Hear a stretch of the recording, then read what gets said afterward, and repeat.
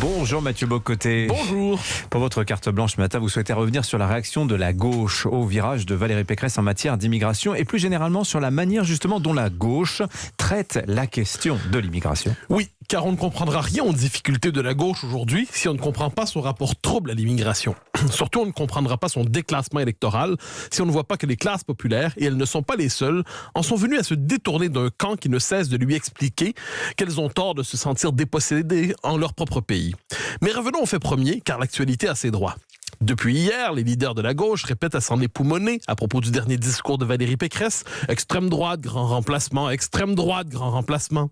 Voilà des termes d'épouvante répétés sur le mode du rituel d'exorcisme contre une candidate qui aurait traversé du côté obscur de la force pour demeurer dans l'imaginaire de la guerre des étoiles qu'elle affectionne. Posons le tout plus sobrement, loin des formules qui font paniquer tout le monde. Laissons de côté cette fâcheuse manie de s'écharper pour des mots, héritage en France de ce qu'Alexis de Tocqueville appelait la politique littéraire. Et de quelle réalité parlons-nous?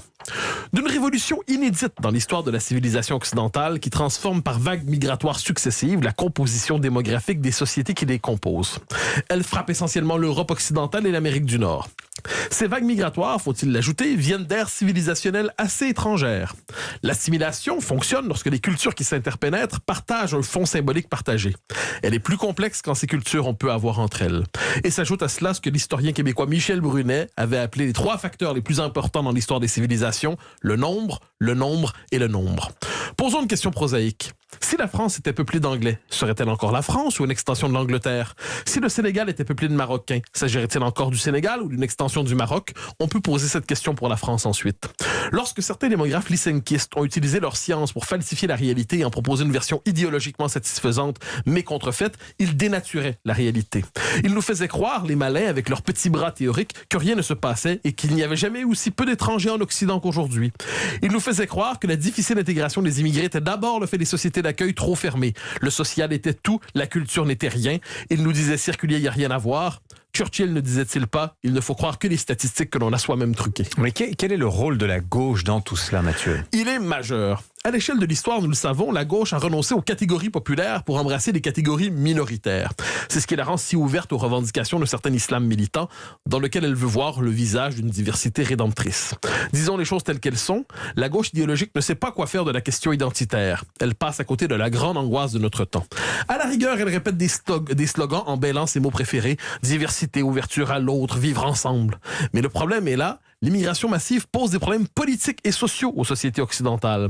Et quand les peuples européens confessent leur inquiétude de devenir étrangers chez eux et votent pour des partis qui expriment cette préoccupation, on les accuse de racisme, de xénophobie, de fermeture à l'autre, de repli identitaire, de refus de la différence. On se propose de les rééduquer. Oui, est-ce que identité est devenu un gros mot à gauche? À vous entendre, c'est ce qui se passe. Non, pour peu que cela ne concerne que l'identité des communautés et minorités issues de l'immigration. Alors on est prêt à chanter toutes ses vertus. C'est l'identité majoritaire qui est mauvaise. L'identité minoritaire, elle, devient le symbole du progrès. Et devant la grande mutation démographique de notre temps, la gauche chante les vertus de la créolisation des identités. Allons plus loin.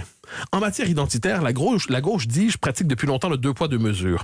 Et on s'en convaincra en s'intéressant au cas de Christiane Taubira, qui écrivait hier matin sur Twitter en parlant de l'adhésion de Valérie Pécresse au concept de grand remplacement.